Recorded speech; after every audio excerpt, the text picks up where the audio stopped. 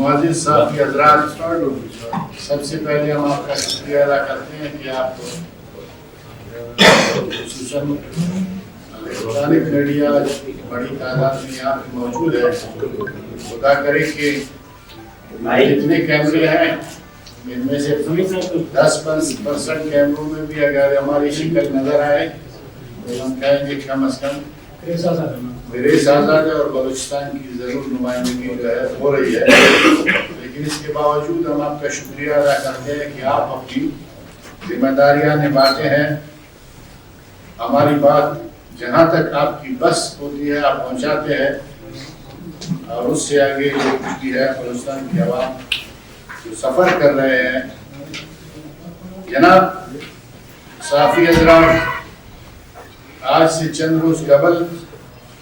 اسی press club میں ہم نے بلوچستان اور خصوصاً وڈھ کے جو موجودہ صورتحال کی مخدوش صورتحال ان پہ ایک پریس کانفرنس کی اور بہت ساری ایسی چیزوں کی نشاندہی کی کہ وڈھ کی جو حالات ہے ان کو جان بوجھ کے خراب کیا جا رہا ہے اور کسی نہ کسی طرح سے کچھ قوتوں کی یہ کوشش ہے کہ سردار اختر مینگل اور بلوچستان نیشنل پارٹی کے دوستوں کو یہاں وڈھ میں انگیج رکھ کر آنے والے الیکشن میں جو سیاسی مقاصد ان کی یا جو کچھ وہ حاصل کرنا چاہتے ہیں. اور پھر سب سے بڑی بات کہ گزشتہ 5 سال سے بلوچستان اسمبلی میں اور پاکستان کی پارلیمنٹ کے اندر جو بلوچستان نیشنل پارٹی کی نمائندگی تھی اور جس انداز میں بلوچستان نیشنل پارٹی کے دوستوں نے اور خصوصاً سردار اختر نے جس انداز میں بلوچستان کی نمائندگی کی اور خصوصاً مسنگ پرسنز بلوچستان میں سائل وسائل کی بات ہے، سی پیک ریکارڈنگ ہر حوالے سے میرے خیال میں آج انہیں کی سزا بلوچستان نیشنل پارٹی کو دی جا رہی ہے. معزز صحافی حضرات، دہشت گردی کی ایک لہر 2004 سے شروع تھی لیکن خصوصاً اس میں شدت اس وقت آ گئی جب 2008 سے 2014 تک خصوصاً اور اس کے علاوہ بلوچستان بھر کے اندر جو سیاسی ورکرز تھے، انجینئرز تھے، طالب علم تھے، صحافی تھے، جن کو جس بے دردی سے ڈیتھ اسکواڈ بنا کر ان کے حوالے کیا گیا اور بڑے تعداد میں سیاسی ورکروں کو اور بلوچستان نیشنل پارٹی کے تقریباً سیکرٹری جنرل ابھی جالب سمیت 100 کے قریب بلوچستان نیشنل پارٹی کی سینئر ورکروں کو بھی شہید کیا گیا. اور اس کے بعد کوئٹہ میں اجتماعی خبروں کا جو واقعہ پیش آیا اور اس کے بعد جو لوگ اس وقت بلوچستان میں تعینات تھے آج چند مہینوں سے دوبارہ خصوصاً وڈھ کی جو حالات کو خراب کرنے کی کوشش جاری تھی جس میں بطخ خوری،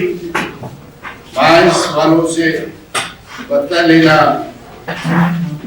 زمینداروں سے روڈ پہ چوری، ڈکیتی، اغوا برائے تاوان، جس کے بعد مجبوراً وڈھ کے عوام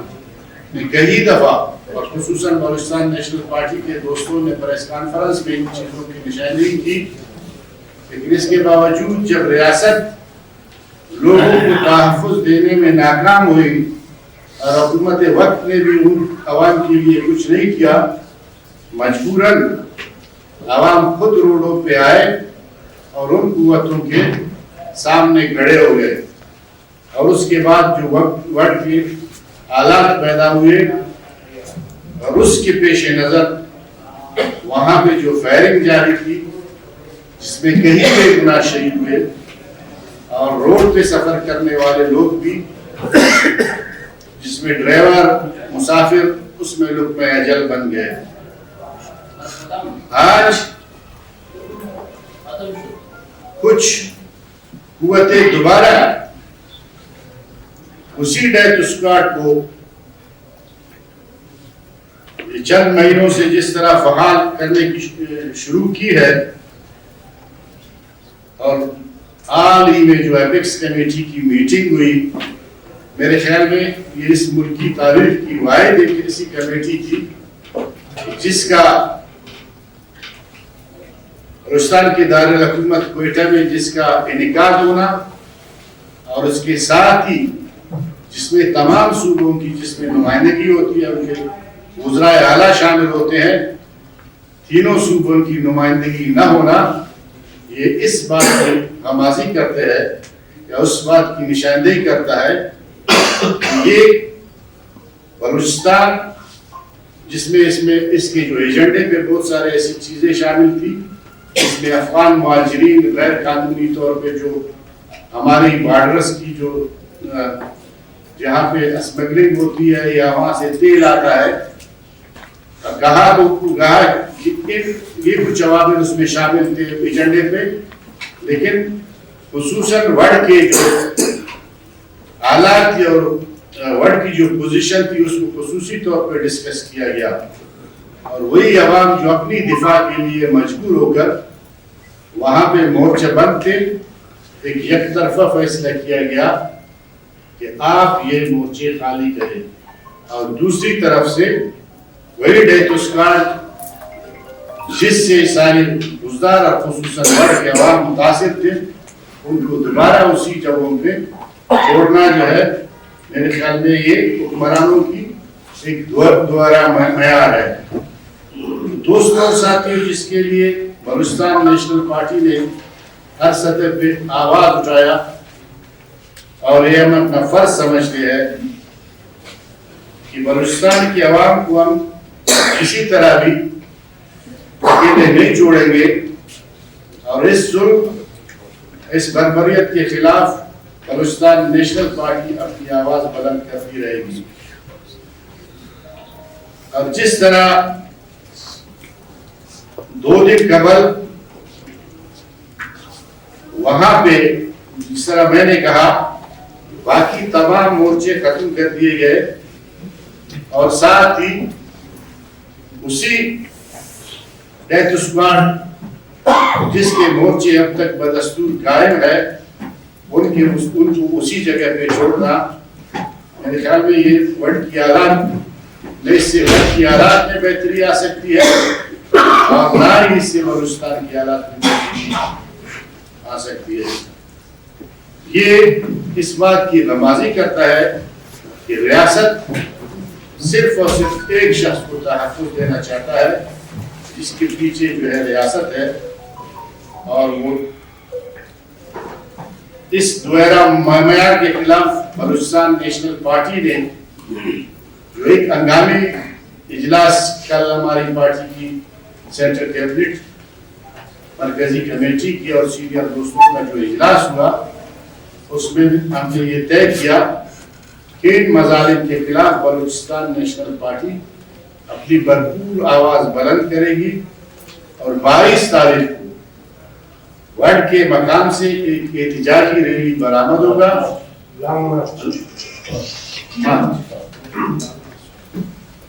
لانگ مارچ برآمد ہوگا، جس کی قیادت بلوچستان نیشنل پارٹی کے قائد کریں گے، جو مختلف علاقوں سے غزدار سے سوراب سے کلات سے ہوتا ہوا جس علاقے میں پہنچیں گے اس علاقے کے پارٹی کے دوست اور عوام وہاں سے اس کو جوائن کریں گے، اور سوراب کے مقام پہ پنجپور اور تربت کے عوام اس میں شامل ہوں گے، لکھپاس کے مقام پہ نوشکی دال بندے خاران کے دوست اس میں شامل ہوں گے، اور لکھپاس کے مقام پہ کوئٹہ کے دوست اور کسٹم کے مقام پہ جو ہے صرفی نصیر آباد اور جعفر آباد کی عوام اس کو جوائن کرے گی، اور بلوچستان پارٹی نیشنل پارٹی کے قائد سردار اختر مینگل اس کی قیادت میں یہ لانگ مارچ کوئٹہ آکی چوک پر آ کر ایک جلسے کی شکل اختیار کرے گی، جس میں بلوچستان نیشنل پارٹی کے قائد سردار اخبر جان مینگل اور بلوچستان نیشنل پارٹی کے دیگر قائدین خطاب کریں گے اور اس میں اپنے آئندہ کا لائحہ